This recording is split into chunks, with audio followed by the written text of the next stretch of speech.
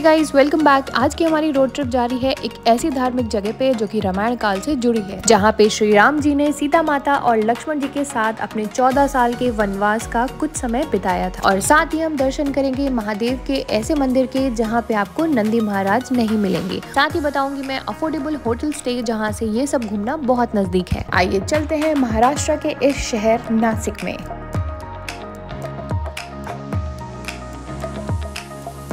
Hey guys, आज हम जा रहे हैं नवी मुंबई टू नासिक, वो भी बाय रोड, जो कि सिर्फ 160 किलोमीटर्स की दूरी पे है और जिसको आराम से कवर करने में हमें 4 to 5 आवर्स लगेंगे। और अगर आप ट्रेन से ट्रेवल करना चाहते हैं तो आपको बहुत सारे ट्रेन के ऑप्शन ऑनलाइन मिल जाएंगे। साथ ही वंदे भारत भी थाने से मॉर्निंग 6:50 चलकर सुबह 9 बजे तक आपको नासिक पहुँचा देगी। और अगर आप कहीं दूर से ट्रेवल कर रहे हैं तो आप डायरेक्टली नासिक एयरपोर्ट पर भी उतर सकते हैं। थोड़ी देर की ड्राइव के बाद हाईवे के ये स्पॉट में रुके हम थोड़ा ब्रेकफास्ट करने के लिए, क्योंकि निकले थे अर्ली मॉर्निंग ताकि नासिक जल्दी पहुंच के जल्दी घूमना स्टार्ट कर सके। ध्रुवी के लिए हमने ऑर्डर किया बर्गर, अपने लिए और अंशुल के लिए हमने ऑर्डर किया अंशुल का all time favourite misal pav.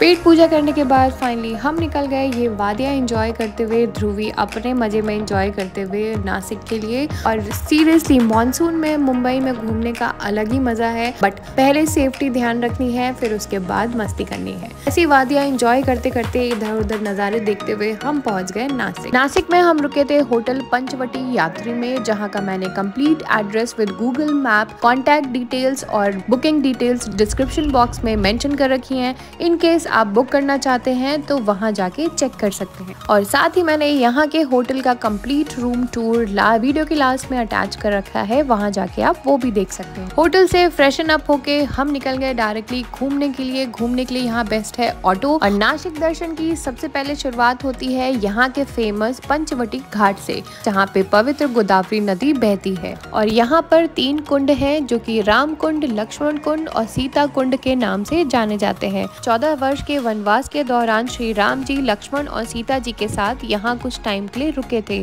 उस वक्त श्री राम जी इन्हीं कुंड में स्नान किया करते थे, इसीलिए जो भी श्रद्धालु भक्त यहाँ आते हैं वो इस कुंड में स्नान करके अपने को पवित्र करते हैं। और साथ ही 12 साल में एक बार लगने वाला कुंभ मेले का शाही स्नान भी इसी जगह होता है। यहाँ पे 3 नदियाँ अरुणा, वर्णा और गोदावरी नदी का संगम होता है, इसलिए इसको त्रिवेणी संगम भी कहा जाता है। यहाँ पे कुछ लोग अपने पितरों का पिंडदान भी करते हैं, क्योंकि कहा जाता है राम जी ने भी अपने पिता दशरथ जी का पिंडदान इसी स्थान पे किया था।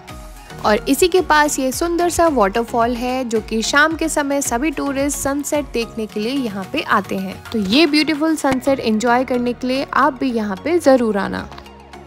पंचवटी घाट से 100 किलोमीटर की दूरी पे है ये कपालेश्वर महादेव टेम्पल।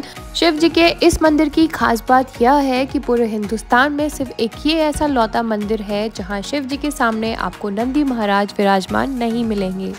पौराणिक कथा के हिसाब से शिव जी से ब्रह्म हत्या का पाप हुआ था। उससे मुक्ति पाने के लिए एक छोटे से बछड़े यानी नंदी महाराज ने शिव जी को दक्षिण की गंगा यानी गोदावरी संगम में स्नान करने के लिए कहा था, जिसके बाद शिव जी को ब्रह्म हत्या के पाप से मुक्ति मिली।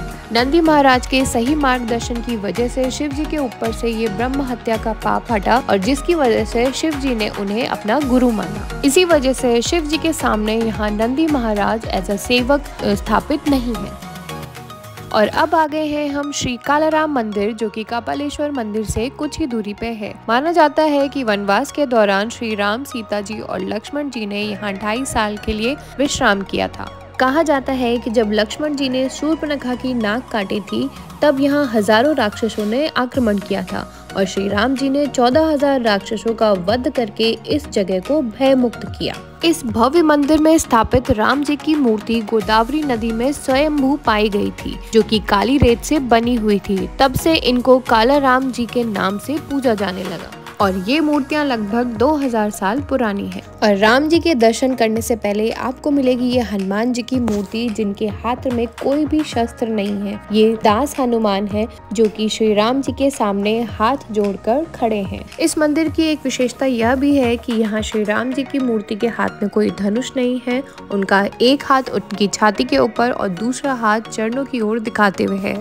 रामनवमी के दिन यहाँ बहुत बड़ा उत्सव होता है और रामनवमी के बाद जो एकादशी आती है उसमें राम जी का और हनुमान जी का रथ पूरे नासिक में घुमाया जाता है। 1780 में बना ये मंदिर, जिसको बनने में 12 साल लगे, ये रंगराव ओडेकर जी ने बनवाया था। इस मंदिर की मूर्ति की एक विशेषता यह भी है कि वो पत्थर की नहीं बनी है, जिसके कारण इनका अभिषेक और स्नान केवल एकादशी के दिन ही होता है। महीने में आती है 2 एकादशियाँ, तो इसके अकॉर्डिंग साल भर में 24 बार इन मूर्तियों को स्नान और अभिषेक कराया जाता है। इस मंदिर के कॉरिडोर में है टोटल 84 पिलर, जो कि ये दर्शाते हैं कि 84 लाख योनियों के बाद ही आपको मनुष्य का जन्म मिलता है, जिसमें आप श्री राम का नाम और श्री राम जी की शरणागत प्राप्त कर सकते हैं। और साथ ही अगर आप हनुमान जी के मंडप में 40 पिलर देखते हैं तो वो हनुमान चालीसा की 40 चौपाइयों का ध्यान कराते हैं। और अब हम आ गए हैं गोरेराम मंदिर, जहाँ पे राम, लक्ष्मण और सीता जी की मूर्ति व्हाइट मार्बल से बनी हुई है। ये मंदिर पूरा लकड़ियों का बना है और ये 200 साल पुराना है। कालाराम मंदिर से ये केवल 5 मिनट की ही दूरी पे है, तो आप यहाँ पे भी जरूर आइएगा। सभी जगह दर्शन करके हम आ गए वापस अपने होटल में, और जहाँ हमने किया अपना डिनर। पंचवटी होटल के फर्स्ट फ्लोर पे ही आपको लंच और डिनर की फैसिलिटी अवेलेबल है, जिसमें 250 रुपीज़ में अनलिमिटेड थाली रहती है, जो मॉर्निंग में 11:30 to 3:30 और शाम को 7:30 to 10:30 आप ये थाली इंजॉय कर सकते हैं। और साथ ही होटल के बेसमेंट में था उडुपी तड़का नाम का प्योर वेज रेस्टोरेंट, जहाँ पे हमने अपना डिनर एंजॉय किया था। यहाँ का डिनर टेस्ट वाइज और क्वालिटी वाइज अच्छा था, और साथ में प्राइसिंग भी रीजनेबल थे। देखा गिर जाएगा, पकड़ो अपना।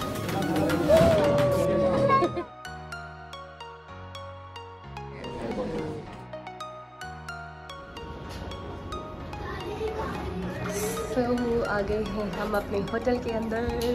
अंचल को लग रही है भूख। डिसेंट साइज का रूम है, 2 सिंगल डबल बेड, 1 विंडो, छोटा सा सोफ़ा, एक अलमीरा है जिसमें आप अपने कपड़े रख सकते हैं, टीवी है जो शायद ही हम देखेंगे, और जो भी मज़ा आ रही है। एंट्री पे है ये छोटा सा वॉश बेसिन, और